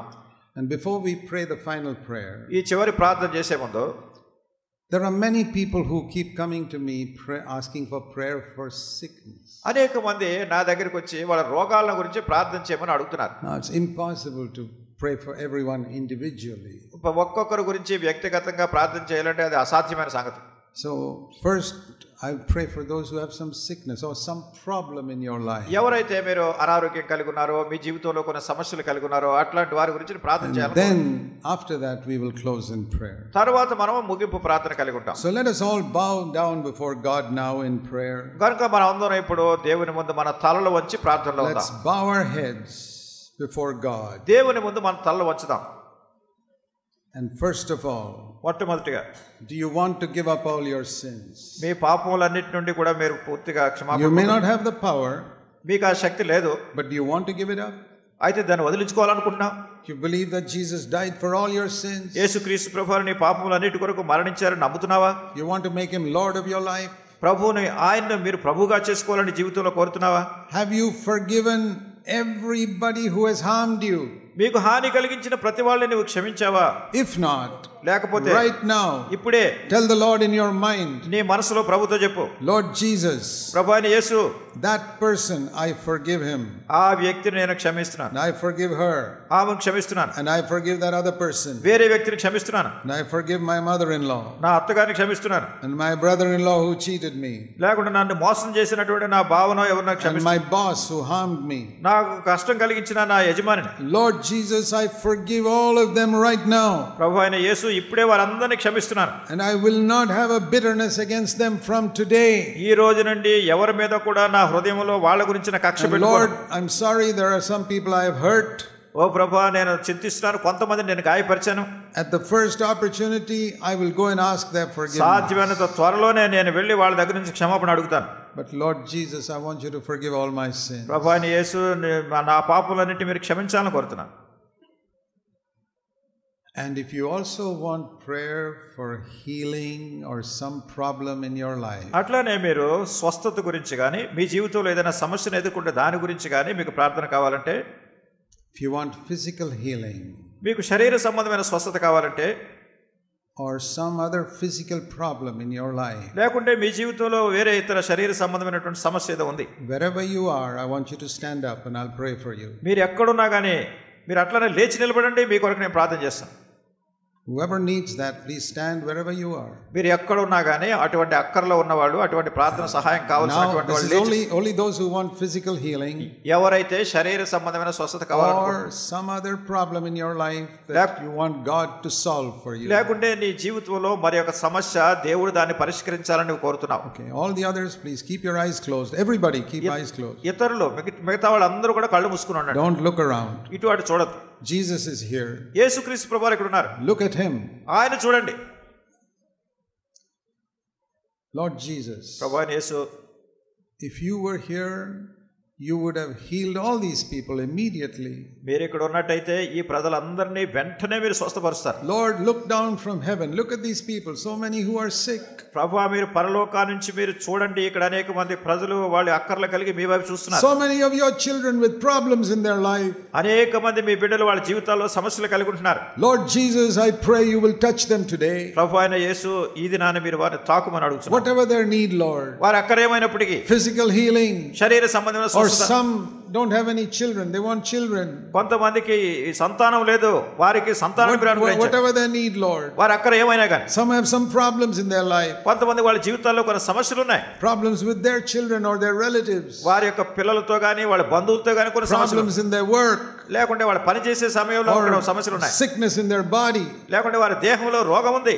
Lord Jesus, you see all these your children standing before you. ప్రభువైన యేసు మీ బిడ్డలు మీ వద్ద నిలబడి చూస్తున్నారు, వారిని చూడండి. Pray you will look down with mercy from heaven. పరలోకం నుండి కనికరముతో వారిని మీరు కిందకు చూడండి. You can do a miracle for every one of them. వారిలో ప్రతి ఒక్కరి విషయంలో అద్భుతం చేయగలరు. I ask you, మిమ్మల్ని అడుగుతున్నా, in Jesus' name, యేసుక్రీస్తు Lord, I ask you to touch them. ప్రభువా వారిని మీరు తాకుమని మిమ్మల్ని అడుగుతున్నా. Bring health into their body. వారి దేహాల్లో ఆరోగ్యాన్ని అనుగ్రహించండి. Forgive their sins. వారి పాపములను క్షమించండి. And help them to be drawn to you, Lord. ఓ ప్రభువా, మరి వారు మీ యొద్దకు వచ్చినట్టు సహాయం చేయండి. That they can serve you and follow you all their life. తద్వారా వాళ్ళు తమ జీవితకాలం అంతా కూడా మిమ్మల్ని వెంబడిస్తూ మిమ్మల్ని సేవించుదురుగాక. I pray you will give our brothers and sisters here happy family lives. ప్రభువా, ఇక్కడ ఉన్నటువంటి సహోదరులకు సహోదరులకు సంతోషకరమైన కుటుంబ జీవితాన్ని అనుగ్రహించండి. Thank you for hearing us. ప్రభువా, మా ప్రార్థన విన్నందుకు మీకు వందనములు. Father, you love us. తండ్రి, మమ్మల్ని మీరు ప్రేమిస్తున్నారు. We know you hear our prayer. ప్రభువా, మా ప్రార్థన మీరు విన్నందుకు వందనములు. Thank you, Father. తండ్రి, మీకు వందనాలు చెల్లిస్తున్నాను. Please be seated. దయచేసి కూర్చోనండి. And we'll continue in prayer. ప్రార్థన చేస్తూ ఉంటాక. And if God has spoken to you about something in this message today, దేవుడి ఈ దినాన్ని ఈ వర్తమానం ద్వారా మీతో ఏదైనా మాట్లాడి ఉన్నట్టయితే, will you say, Lord, I want this overcoming life. మరి చెప్తారా, ప్రభువా, నాకు ఈ విజయవంతమైన జీవితం కావాలి. I want to be filled with the Holy Spirit. పరిశుద్ధాత్మతో మీరు నన్ను నింపాలని కోరుతున్నాను. I want the righteousness of Christ in my life. క్రీస్తు ప్రభువారి యొక్క నీతి నా జీవితంలో కావాలని కోరుతున్నాను. And I want to have peace with you. నీతో నేను సమాధానం కలిగి ఉండాలని కోరుతున్నాను. Thank you, Father. ప్రభు, తండ్రి, మీకు వందనాలు చెల్లిస్తున్నాను. I pray for the spiritual needs of people here now, Lord. ప్రభువా, ఇక్కడ ఉన్నటువంటి ప్రజల ఆత్మీయ అక్కర్ల కొరకు ప్రార్థిస్తున్నాను. Please lead everyone here to a really godly life. ప్రభువా, ఇక్కడ ఉన్న ప్రతి వారు కూడా భక్తియుతమైనటువంటి జీవితం జీవించడానికి సహాయం చేయండి. Pray in Jesus' name. యేసు నామమున ప్రార్థిస్తున్నాను తండ్రి. Amen. ఆమేన్.